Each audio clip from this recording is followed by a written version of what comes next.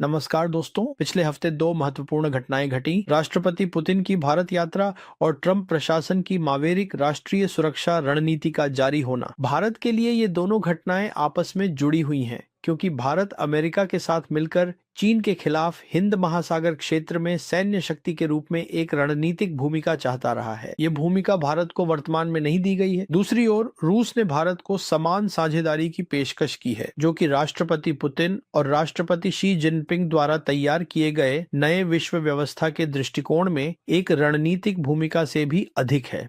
और इस वर्ष राष्ट्रपति शी जिनपिंग ने इसे वैश्विक शासन पहल कहा है। भारत इस भूमिका को नहीं चाहता इस नए विश्व व्यवस्था में समान भागीदार बनने के लिए, क्योंकि मोदी सरकार चीन के साथ सामान्य संबंध नहीं रखना चाहती। तो मैं इन सब पर चर्चा करूंगा, लेकिन चूंकि ये दोनों विषय बहुत व्यापक हैं, इसलिए मैं अपनी बात को केवल इन दोनों विषयों के प्रासंगिक हिस्सों तक ही सीमित रखूंगा। तो आइए मैं अमेरिका की राष्ट्रीय सुरक्षा रणनीति से शुरू करता हूं। ये दो भागों में है। एक है ट्रंप की विरासत और दूसरा है ट्रंप की विदेश नीति। जो स्पष्ट है यह कि राष्ट्रपति ट्रंप के लिए विरासत उनकी विदेश नीति से कहीं अधिक महत्वपूर्ण है और वे शांति के राष्ट्रपति के रूप में याद किए जाना चाहते हैं। एक ऐसे राष्ट्रपति के रूप में जिन्होंने युद्धों को समाप्त किया और कोई नया युद्ध शुरू नहीं, और उनकी सूची में सबसे ऊपर जिन युद्धों को उन्होंने समाप्त किया, जिन्हें वे कहते हैं कि उन्होंने 8 युद्ध खत्म किए, उसमें भारत पाकिस्तान युद्ध है, क्योंकि उन्होंने खुद कहा है कि इन दोनों देशों के पास परमाणु हथियार हैं और मैंने ही युद्ध विराम कराया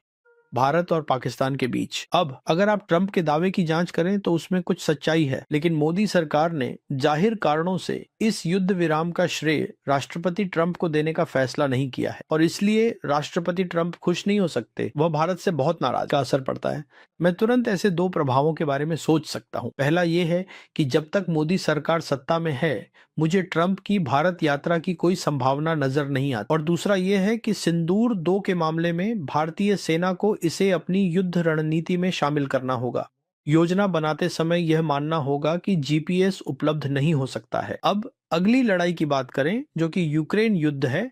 राष्ट्रपति ट्रंप वास्तव में इस युद्ध को समाप्त करने के इच्छुक हैं और उनकी रणनीति रूस को खतरे के रूप में नहीं देखती। इसके अलावा ट्रंप रूस के साथ व्यापारिक संबंध रखना चाहते हैं और उन्होंने पुतिन को G8 की पेशकश भी की है, लेकिन पुतिन स्पष्ट रूप से इसे नहीं चाहते, क्योंकि वह नए विश्व व्यवस्था की सोच का हिस्सा है। चीन के संबंध में इस रणनीति में चीन को सैन्य खतरे के रूप में नहीं देखा गया है, इसलिए चीन के साथ युद्ध या सुरक्षा प्रतिस्पर्धा की कोई संभावना नहीं है, क्योंकि रणनीति में चीन को एक बड़ी आर्थिक चुनौती के रूप में देखा गया है। और जहां तक इंडो पैसिफिक क्षेत्र का सवाल है, रणनीति यह बहुत स्पष्ट करती है कि वहां के देश और खासकर चीन वैश्विक जीडीपी में 1/3 योगदान दे रहे हैं, और यही वह क्षेत्र है जो मुख्य आर्थिक और भू राजनीतिक युद्ध क्षेत्र होगा, सैन्य युद्ध क्षेत्र नहीं। सिर्फ इस सदी में ही नहीं, बल्कि आने वाली सदी में भी रणनीति के अनुसार। तो यह ट्रंप की विरासत के बारे में था। अब आइए उनकी विदेश नीति की ओर बढ़ते हैं, लेकिन इससे पहले कि मैं उनकी विदेश नीति के फोकस के बारे में बात करूं, एक बात जो सबसे अलग है वह यह है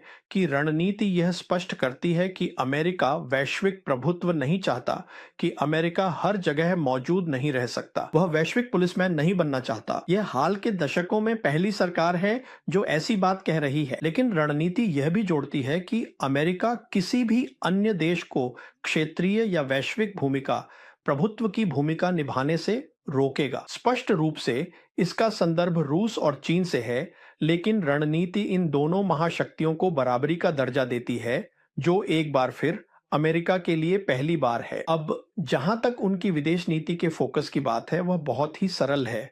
वह है अमेरिका फर्स्ट, जो वह शुरू से ही कहते आ रहे हैं। मागा यानी मेक अमेरिका ग्रेट अगेन। इसका मतलब यह है कि अमेरिका को और अधिक सुरक्षित, मजबूत और समृद्ध बनाया जाना चाहिए, कि अमेरिका पृथ्वी पर सबसे शक्तिशाली देश होना चाहिए। और इसे हासिल करने के लिए रणनीति अपने सहयोगियों और साझेदारों की बात करती है, जिसमें भारत भी शामिल है। वास्तव में अमेरिका के उत्थान के लिए अमेरिका के साथ मिलकर बहुत सारा भारी भरकम काम करना, लेकिन जहां तक सवाल है, उनका मानना है कि उन्हें अपनी सुरक्षा के लिए सभी बड़े कार्य, भारी कार्य खुद ही करने चाहिए, और अमेरिकी समर्थन पर निर्भर नहीं रहना चाहिए। अब चीन के बारे में, जैसा कि मैंने कहा, चीन को एक बड़ी आर्थिक चुनौती के रूप में देखा जाता है, लेकिन रणनीति यह बहुत स्पष्ट कर देती है कि चिंता भारतीय महासागर क्षेत्र नहीं है, चिंता पश्चिमी प्रशांत है। और ये वही है जो रणनीति में नहीं कहा गया है, लेकिन यह स्पष्ट है कि रणनीति में पश्चिमी प्रशांत ही चिंता का विषय क्यों है, क्योंकि वहीं पीएलए का होम बेस है। और अगर पीएलए अपने होम बेस से संचालित होता है तो उसके पास विरोधी के मुकाबले बहुत बड़े फायदे हैं जो हजारों मील दूर से आ रहा है। इसलिए रणनीति का फोकस पश्चिमी प्रशांत पर है। यहाँ यही बात महत्वपूर्ण है। ये कहना है कि जैसे जैसे अमेरिका की आर्थिक प्रगति होती है, अपने सहयोगियों के साथ उसे अपनी प्रतिरोधक क्षमता को लगातार मजबूत करते रहना होगा, क्योंकि यह सुनिश्चित करने की आवश्यकता और भी बढ़ती जाएगी कि संचार के मार्ग खुले रहें, कि चीन पश्चिमी प्रशांत में उन पर कोई प्रतिबंध न लगाए और चीन उन संचार मार्गों पर टोल सेवाएं शुरू न कर दे। तो बात यह है कि इसके साथ साथ रणनीति कहती है कि विश्वसनीय प्रतिरोधक क्षमता बनाने की आवश्यकता है, जिसे वह ओवरमैच मिलिट्री कैपेबिलिटीज कहता है। अब यहाँ एक बार फिर सबसे पहले यह अमेरिका द्वारा अपनी रणनीति में एक स्पष्ट स्वीकारोक्ति है कि वर्तमान में उसके पास पश्चिमी प्रशांत में पीएलए के खिलाफ कोई प्रतिरोधक क्षमता नहीं है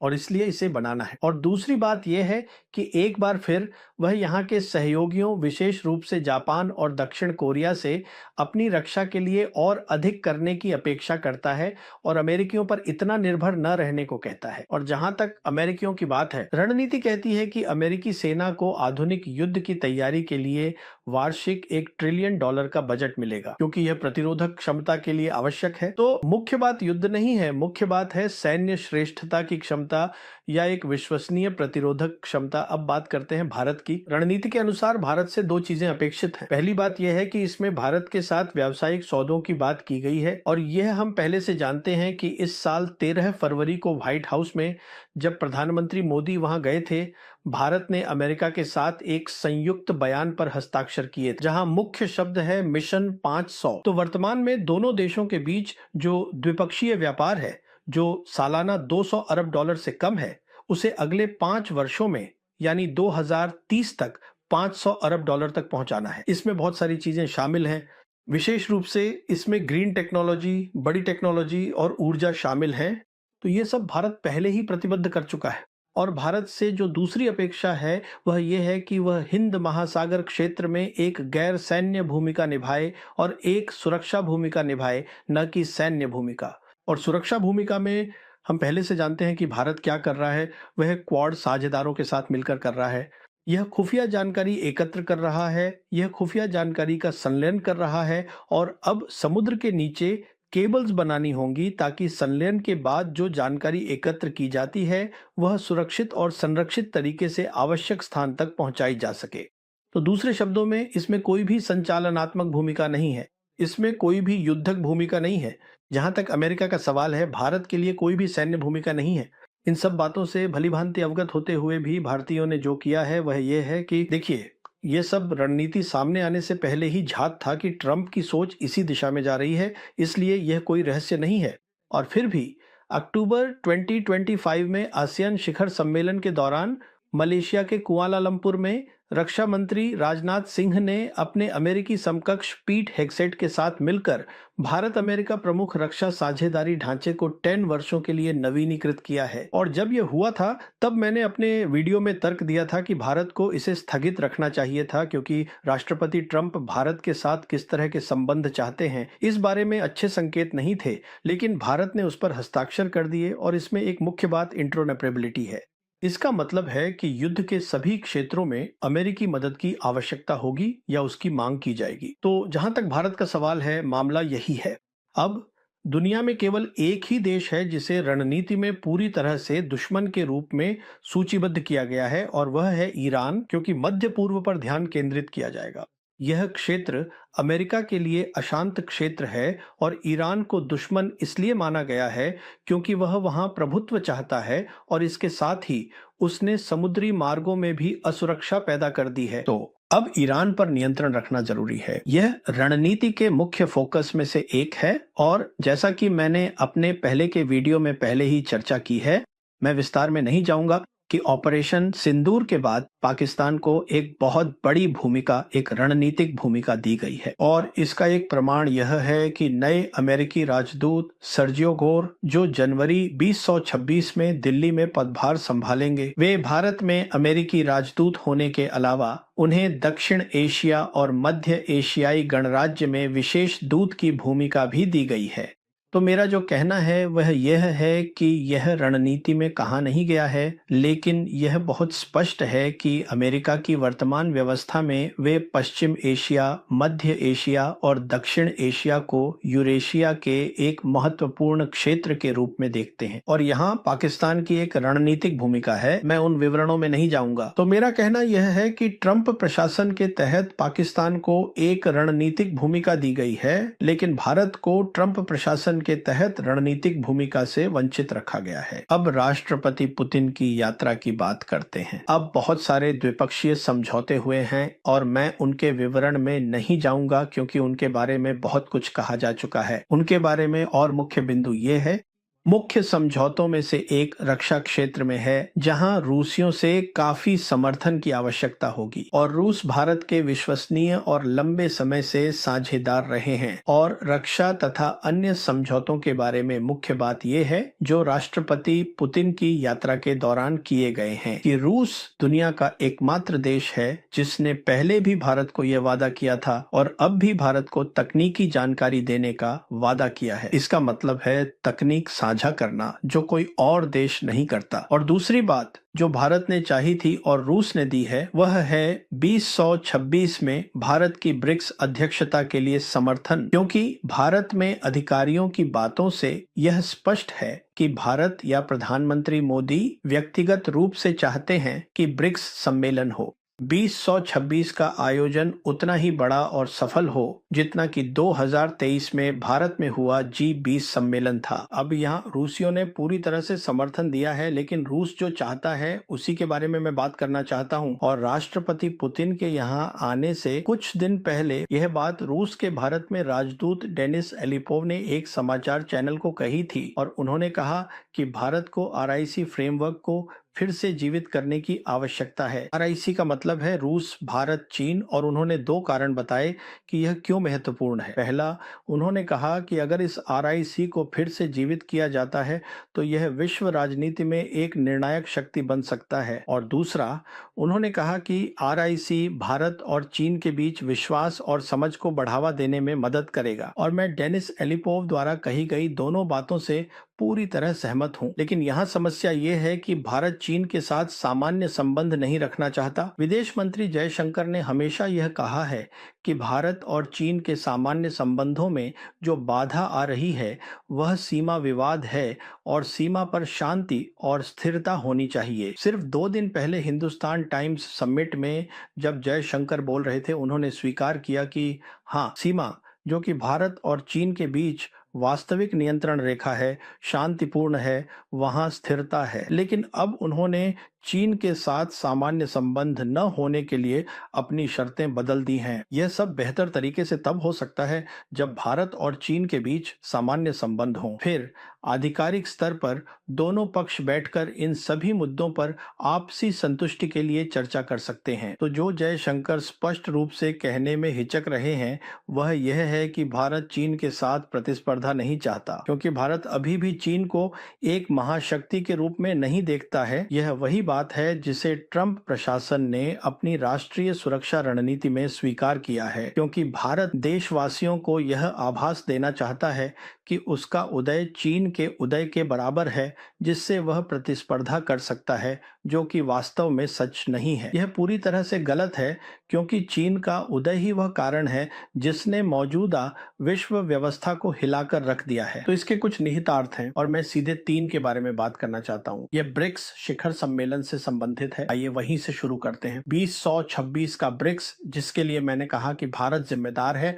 और जिसे रूस ने पूरी तरह से समर्थन दिया है। अब समस्या ये है कि चीन के समर्थन के बिना भारत में ब्रिक्स सफल नहीं हो सकता और रूस ऐसा नहीं करेगा। चीन पर दबाव डाले, उन्हें बताए, क्योंकि दोनों ही महाशक्तियां हैं, कि उन्हें क्या करना है ये चीनी खुद तय करेंगे।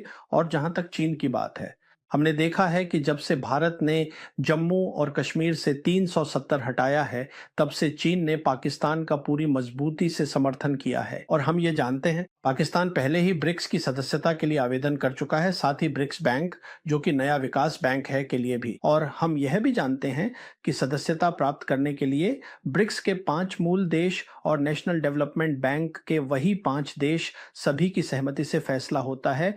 और उन 5 देशों में से भारत न तो पाकिस्तान को साझेदार देश के रूप में और न ही ब्रिक्स का पूर्ण सदस्य बनाने के पक्ष में होगा, और न ही वह पाकिस्तान को नेशनल डेवलपमेंट बैंक में शामिल करने के पक्ष में होगा। तो यह चीन के लिए एक बड़ा मुद्दा होगा। मैं देख सकता हूं कि चीन की ओर से भारत को उसके अपने ब्रिक्स के लिए समर्थन मिलने की संभावना है। और फिर जहां तक ब्रिक्स का सवाल है, अमेरिका की रणनीति से यह स्पष्ट हो जाता है कि ट्रंप को भारत और चीन के बीच सामान्य संबंधों में कोई समस्या नहीं होगी। लेकिन समस्या यह है कि भारत ब्रिक्स में है, और समस्या है भारत की 2026 में ब्रिक्स अध्यक्षता, क्योंकि राष्ट्रपति ट्रंप की रणनीति में बार बार कहा गया है कि डॉलर को दुनिया की रिजर्व करेंसी बने रहना चाहिए।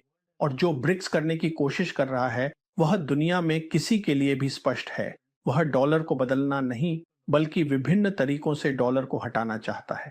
और यह राष्ट्रपति ट्रंप के लिए स्वीकार्य नहीं है। तो यह भी ना भूलें कि ऑपरेशन सुंदर फिलहाल रुका हुआ है, और अगर ये रोक हटाई जाती है तो हमें पहले से ही पता है, पाकिस्तान सरकार ने बहुत स्पष्ट रूप से कहा है कि वह चीन के साथ 45वीं पीढ़ी के J-30-35 विमान, KJ-500 एवाक्स और HQ-90 anti ballistic missile system प्राप्त करने के लिए बातचीत कर रही है। तो मेरा कहने का मतलब ये है कि 2026 भारत के लिए एक अशांत वर्ष होगा। अब किसी भी स्थिति में अगर भारत के चीन के साथ सामान्य संबंध नहीं है, तो मेरा मानना है कि भारत की विदेश नीति उस आदमी की तरह होगी जो 2 अस्थिर स्टूल्स पर खुद को संतुलित करने की कोशिश कर रहा है। और वे 2 अस्थिर स्टूल्स हैं अमेरिका और रूस। ये काम नहीं करेगा। तो भारत के पास शांति का एकमात्र रास्ता है, और शांति के कारण ही विकास संभव है। और जैसा कि मैंने अपने वीडियो में बार बार कहा है, भारत को RIC के माध्यम से चीन के साथ सामान्य संबंध स्थापित करने की आवश्यकता है, और भारत को पाकिस्तान के साथ भी बातचीत शुरू करनी चाहिए। ये महत्वपूर्ण है। लेकिन जैसा कि जयशंकर ने भी कुछ बार कहा है कि भारत का उदय अस्थिरता और उतार चढ़ाव के बीच होगा, तो ऐसा नहीं होगा। तो मोदी सरकार की विदेश नीति निश्चित रूप से सही रास्ते पर नहीं है। बहुत बहुत धन्यवाद।